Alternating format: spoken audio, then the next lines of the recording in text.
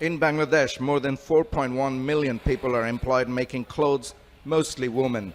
But because of the coronavirus pandemic, many now fear they could lose their jobs. Fatima Khatun is a divorcee with 2 family members who depends on her income, and she's worried. If the factory closes, it'll be very hard for me to manage things. I take care of the rent, my son's education, and mother's treatment.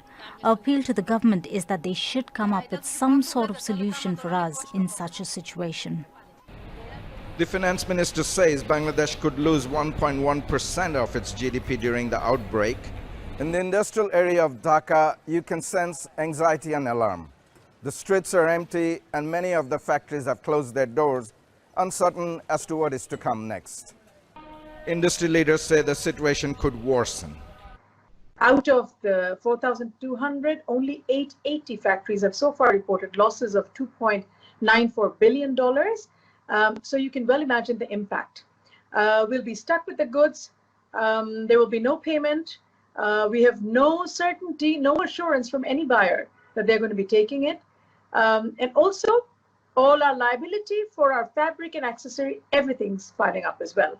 So the immediate impact is basically the workers' lives. The garment manufacturers and exporters has urged its members to consider shutting their factories to limit the spread of the coronavirus. But those who plan to make personal protective gear to fight the pandemic can remain open, ensuring workers stay safe. We feel that as long as they are in the factory, they are safe. Our factories are maintaining safety in all aspects. Before entering, everyone has to go through all hygienic procedures of hand washing, etc. Economists and business experts say the government must allocate funds to help those who become jobless, especially if they are on low incomes. Prime Minister Sheikh Hasina has announced plans for a stimulus package of $589 million for the industry to overcome the fallout. But for those who live from one paycheck to another, that seems to offer little immediate relief.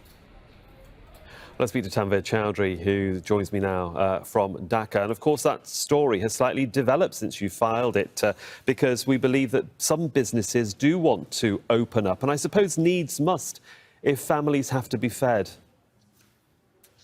Indeed, but unfortunately, now the industry leaders are saying that the actual hit could be as high as $6 billion if this continues. Now, the country has been blocked down since about a week now, and it's been extended till April 9th.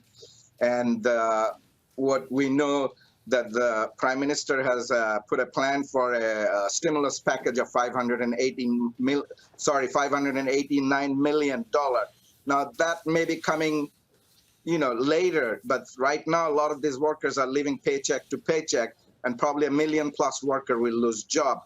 What the industry and the government is saying is that you can stay open if you have order, otherwise you should shut it down. There are a handful of industries that are actually still maintaining the factories open because they're making masks and protective gears, handing them out free to the healthcare workers and the poor segment of the society.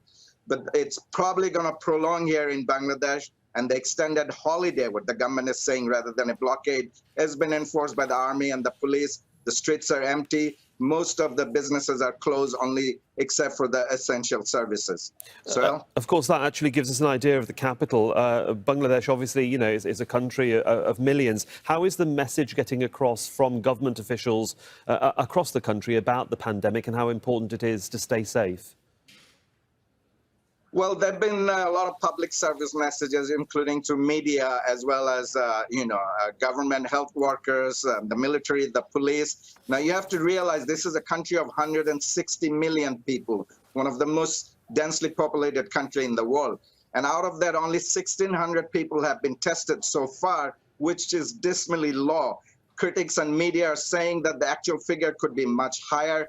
Enough tests hasn't been done. Only tests been done on those who came from abroad in last 35 or 40 days. That's about 400,000 people came from abroad. 10 million Bangladeshis live abroad, 4 million in the slums, and now you have the largest refugee camp in the world. Rohingyas are living in a very congested, densely place in Cox's Bazar. Those are ticking time bombs. And if the media's report is correct that at least 40 plus people died within 9 days with all the asymptomatic symptoms of coronavirus, and the respiratory illness went up 14%, which is quite high compared to last year. These are bad signs, and it is spreading to community level, despite all the awareness for people living in the congested slums and poorer areas don't have the luxury of social distancing. I mean, the hygienics are not the best. I mean, they use public toilet, very few running water facilities. So it's overall a ticking time bomb, and the government needs to face the reality and start doing more testing. There used to be one centralized testing place. Now there is at least 10 of them. Just within last few days, the government allocated 10 more testing facilities. So things are looking quite dismal, and major challenge ahead for the government and the country as a whole. Tanvir Chowdhury in Dhaka, thanks very much.